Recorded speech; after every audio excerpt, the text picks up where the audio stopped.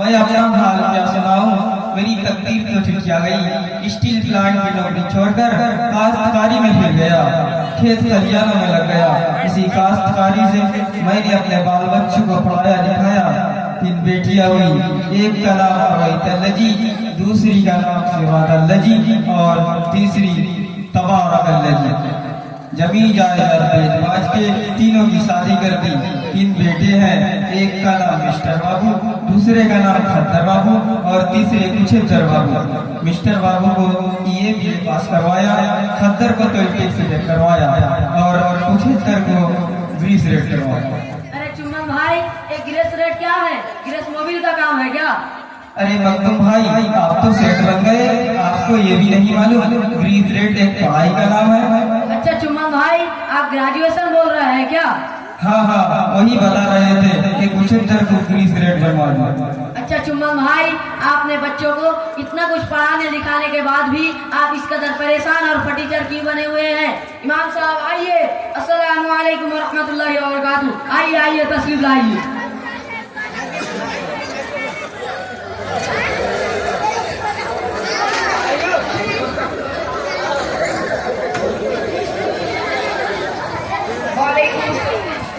बीच में आने बोलो। वालेकुम अस्सलाम वरहमतुल्लाहि वबरकातुहू। कहिए सेठ मखदूम खान साहब, मिजाज शरीफ खैरियत तो है? चुम्मा चट से बाहम गुफ्तगू है, कुछ खास बात है क्या?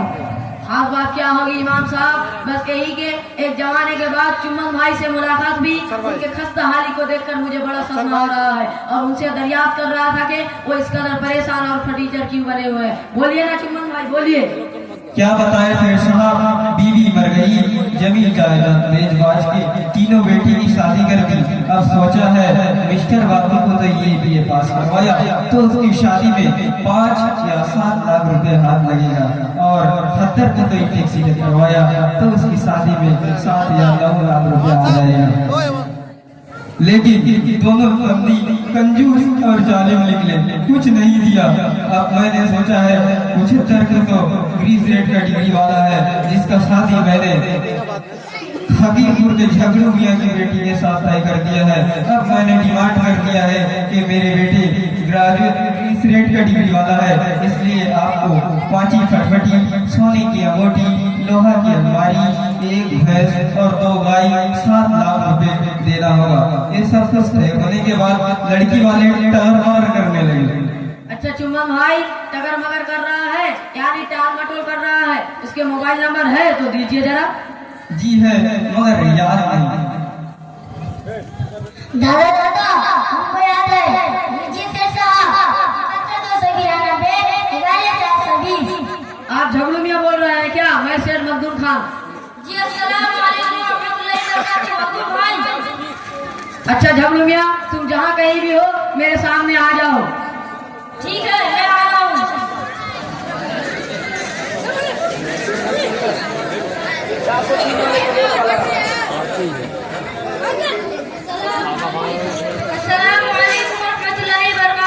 वालेकुम अस्सलाम व रहमतुल्लाहि व बरकातुहू। तो कहाँ गए थे झगड़ू मियां?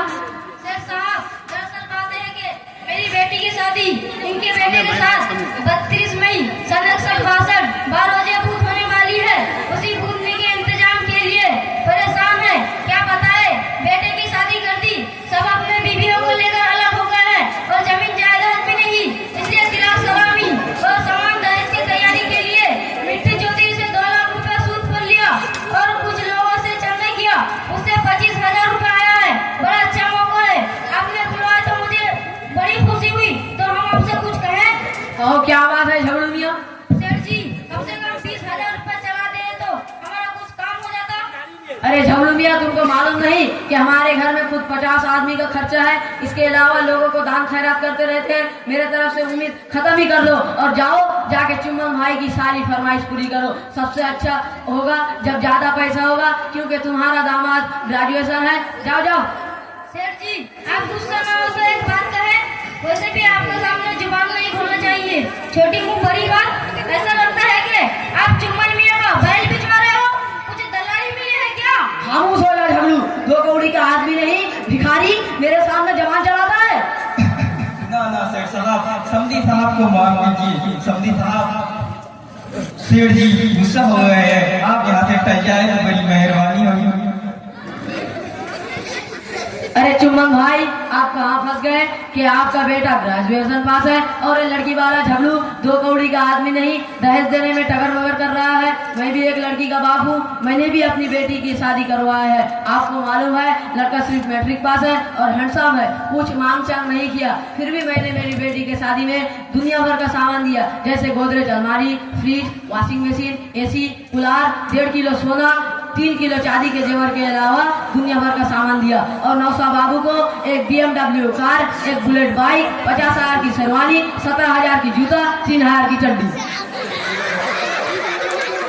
अरे बस कीजिए, आप लोगों की बातें सुनकर तो ऐसा अस्तगफिरुल्लाह अस्तगफिरुल्लाह, आप लोगों की बातें सुनकर तो ऐसा लगता है मेरे कान बहने लगे, आंखों से खून बहने लगे, ठीक है आंखों से खून बहने लगे। तौबा तौबा अस्तगफिरुल्लाह अस्तगफिरुल्लाह।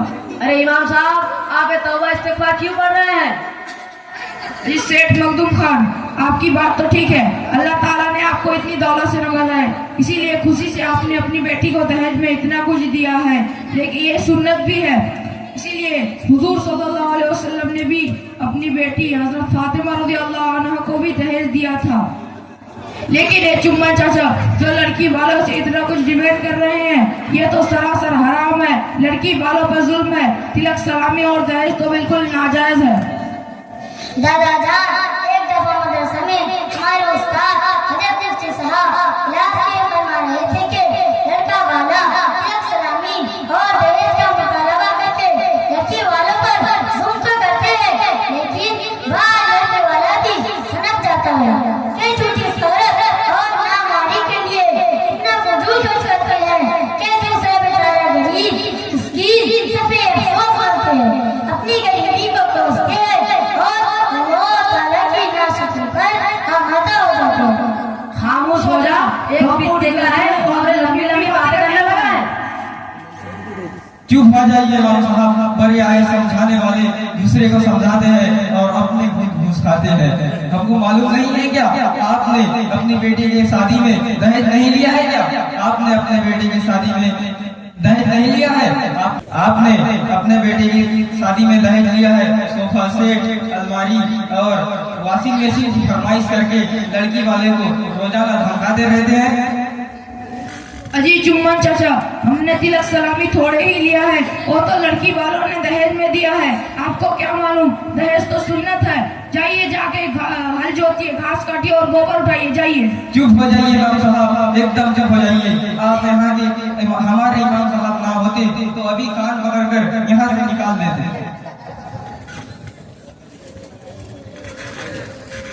अस्सलामु अलैकुम वरहमतुल्लाहि वबरकातुहू। वालेकुम अस्सलाम वरहमतुल्लाहि वबरकातुहू। मौलाना जाफरी, ये तो ठीक है अल्हम्दुलिल्लाह, लेकिन अब बहस और मुबाहसा कैसे चल रहा है? कोई खास बात तो नहीं, बस ये चुम्मन चाचा अपने बेटे कुचुद्दर बाबू की शादी करा रहे हैं और लड़की वालों से तिलक सलामी दहेज बेजा मांग चांग कर रहे हैं, यही इनको समझा रहे थे। और जैसे किसियानी बिल्ली खंबा नोचे वैसे ही हम पर ही बरस पड़े और कहने लगे आपने भी तो अपने बेटे की शादी में दहेज लिया है, हमने लिया है तो कौन सा गलत किया, दहेज तो सुन्नत है, सलामी नाजायज है, बताइए आप भी। इमाम साहब, आपकी बातें गलत है, तिलक सलामी हो या दहेज की मांग सब नाजायज है। दहेज एक लानत है, इसकी वजह से खानदान तबाह और बर्बाद हो रहे हैं, आपस में नफरत, दुश्मनी और आपस की अदावतें बढ़ रही है। मुस्लिम समाज में तालीम की कमी ने शादी जैसे नेक और आसान काम को निहायत दुश्वार बना दिया है। दरअसल आज का समाज लालची बन गया है, बस औकात माँ बाप के पास बेटी को सामान्य दहेज लेने की ताकत नहीं होती, इसकी वजह से बेटियां खुदकुशी करने पर मजबूर हो जाती है। बस कीजिए मौलाना, ये तो आपकी स्टेज वाली धुआंधार तकरीर हुई, आप जमीन पर उतरिए, अपने गिरेबान पर झांक कर देखिए, आप तो बड़े आलिम हैं, आपने अपने बेटे की शादी में 3 लाख नगद और एक मोटरसाइकिल लिया है। इमाम साहब, आपको गलत खबर मिली है, मैं तो एक अठन्नी भी नहीं लिया। अगर यकीन नहीं है तो मेरे साथी को बुलाकर पूछ लीजिए, लीजिए फोन, अभी बुलाइए। अस्सलामु अलैकुम वरहमतुल्लाहि वबरकातुहू। वालेकुम अस्सलाम रहमतुल्लाहि वबरकातुहू। आप मौलाना के समधी बोल रहे हैं? जी। अभी थोड़े देर के लिए आने को सहमत मदद कीजिएगा। ठीक है, मैं आ रहा हूँ।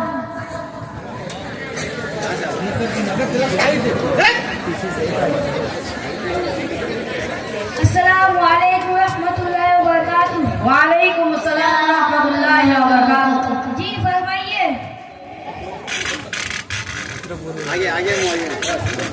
जी फरमाइए, हाजिर खिदमत हूँ। इन लोग का माइक दे दो ना, इन लोग का बस इतनी बात पूछनी है कि आपके समधी ने आपसे दहेज की मांग की है कि नहीं? समझी साहब तो कुछ नहीं कह रहे, मगर उनके साहब क्या थे, नौसा बाबू ने उनके दोस्त के जरिए फोन करवाया था कि 3 लाख रुपये और एक मोटरसाइकिल देना होगा, नहीं तो उनके आपको बहुत नाराज हो जाएंगे। वो आपको खुलकर नहीं कह सके, मुझे इशारा कर दिया था। उस वक्त से बड़ी परेशानी हो रही थी, लग रहा था हार्ट फेल हो जाए, मगर बेटी वाला हुआ था, क्या ना करता। 2 सालों से लोग डॉक्टर से सारा धंधा पानी बंद था, खुदा खुदा करके सारे इंतजाम करना पड़ा। कोई सही कहीं के नहीं रहे, जायज नाजायज सब तो दोबारा रह जाता है। दादा जान, आप तो जाहिल है, खेती बाड़ी में लगे रहते हैं, इसीलिए आपको मालूम नहीं। लेकिन ये तो आलिम, मौलवी, इमाम सभी लोग तिलक सलामी और दहेज की मांग करके लड़की को लेके नरक में डाल रहे हैं। लेकिन ये मालूम नहीं हो रहा है क्या सही क्या है और गलत क्या है। कितना अच्छा होगा कि हम अपने उस्ताद हयात मुफ्ती साहब को बुलाकर सही मसला मालूम करते हैं, क्योंकि हम मुसलमान हैं और अल्लाह और उसके रसूल के मानने वाले हैं, आशिक़ रसूल हैं। ऐसा ना हो कि हमारा कोई अमाल अल्लाह ताला की नाराजगी का सबब बने। पोता, तुम्हारी बात तो ठीक लग रही है, चलो बुला लो अपने मुफ्ती साहब। अस्सलाम वालेकुम मुफ्ती साहब, मैं आपका शागिर्द अब्दुल्ला बोल रहा हूँ। वालेकुम अस्सलाम रहमतुल्लाहि व बरकातुहू। बोलो अब्दुल्ला, क्या हाल है? मुफ्ती साहब, एक मसला दरपेश है, अगर आप तशरीफ ले आते हैं तो बड़ी मेहरबानी होगी। ठीक है, मैं आ रहा हूँ।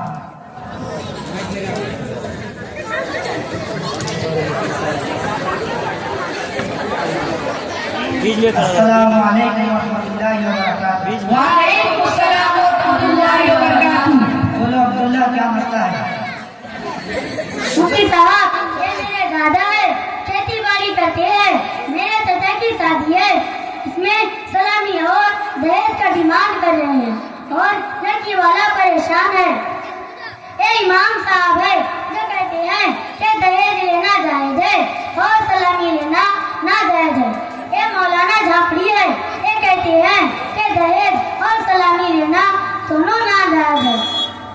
लेकिन मेरा ख्याल है कि ये सब इनके जुबान पर है, इन लोगों के जुबान पर है। लेकिन ये आलिम, मौलवी, इमाम, जाहिल सभी लोग तिलक सलामी और दहेज लेते हैं। अब आप बताएं कि सही क्या है और गलत क्या है। हाजिर इकराम, निकाह हुजूर सल्लल्लाहु अलैहि वसल्लम और तमाम अंबिया इकराम की निहायत पाकीज़ा सुन्नत है। निकाह नाम है दो गवाहों के सामने इजाब और कबूल का, ना कि बाराती जो लंबी कतार में हो, ना तिलक सलामी और ना दहेज, ना उम्दा से उम्दा खाने का निजाम, न सरफा ना खर्चा, निहायत आसान है। निकाह की सुन्नत हुजूर सल्लल्लाहु अलैहि वसल्लम ने फरमाया, इन्ना अअज़म निकाही बरकतन ऐसरहु मौनतन, यानी वो निकाह में सबसे ज्यादा बरकत है जिसमें खर्चा कम से कम हो। रही बात तिलक सलामी और दहेज की, महज की एक रस्म है, शरीयत में इसकी कोई हकीकी बात नहीं है। हज़रत मुफ्ती साहब, आप तो दहेज को रस्म और बिदात बता रहे हैं, लेकिन ये तो सुन्नत नबवी है। आका मदनी करीम सल्लल्लाहु अलैहि वसल्लम ने भी अपनी प्यारी बेटी हज़रत फातिमा रज़ियल्लाहु अन्हा को दहेज दिया था। चुप रहिए, आप ही जैसी मौलवी मोहल्ला ने दहेज को सुन्नत नबवी करार देकर पूरे समाज को तबाह और बर्बाद करें। ये सरासर आप जैसे लोगों की गलतफहमी है कि दहेज सुन्नत नबवी है। रसूलुल्लाह सल्लल्लाहु अलैहि वसल्लम ने कतियन दहेज नहीं दिया था, और जो कुछ दिया था वो तो अली रज़ी अल्लाह ताला अन्हु की मेहर की रकम सिरा बेचकर घरेलू आसिया का निजाम करवाया था। सीरत की किताब पढ़िए और दिमाग से दहेज का कीड़ा निकाल कर बाहर कीजिए। बहरहाल मैं कह रहा था तिलक सलामी और दहेज बिल्कुल नाजायज है, किताबों और फतवा से साबित है कि लड़की या लड़की वालों से लेन देन करना हराम है। चारों इमाम से बात पाई जाती है कि कोई शौहर के लिए ये जरूरी नहीं, ये जायज नहीं कि वो औरत को मजबूर करे कि वो दहेज लेकर आए। रसूलुल्लाह सल्लल्लाहु अलैहि वसल्लम ने फरमाया, रिश्वत लेने और देने वाले दोनों पर लानत फरमाई है। रसूलुल्लाह सल्लल्लाहु अलैहि वसल्लम ने फरमाया, रिश्वत से परवरिश पाने वाला जहन्नमी है। आज समाज में लड़कों को खरीद और फरोख्त किया जाता है। अगर लड़के वाले लड़की वालों से कुछ लेना चाहे, अगर वो सलामी के नाम पर हो या घोड़े जोड़े के नाम पर या किसी दहेज के नाम पर, बिल्कुल जायज नहीं। हाजिर इकराम, इन तमाम बातों पर हम लोगों को अमल करना चाहिए जो किताब और सुन्नत से साबित है। हजरत मुफ्ती साहब, हम लोग बुरी बदबू से गुजरे हुए थे, आपने हमारी आंखें खोल दी है। आज से आहत करते हैं कि हम लोग आज जैसी इस्लाम करेंगे। अस्सलाम वालेकुम रहमतुल्लाहि व बरकातहू। वालेकुम सलाम। सब खड़े हो जाओ, सीधा होके फोटो लेना है। सीधा सीधा करके के चचा के चेहरे पर सफेद देखिए दाढ़ी है।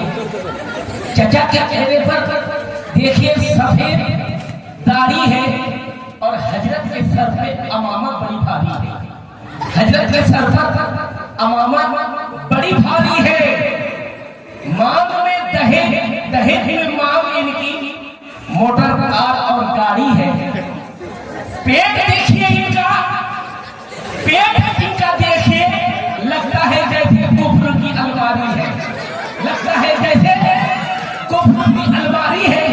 और जितना दहेज दो इनको कम और ज्यादा लगता बीमारी है। अल्लाह करे ये सब खत्म हो जाए, अल्लाह करे ये सब खत्म हो जाए जो रस्में रिवाज शादी और ब्याह घरी में है। इसी सबको तका इधर तका। ये जो बातें किया है, मेरा दिल चाहता है कि जोरदार तालियों से कम से कम नवाजें।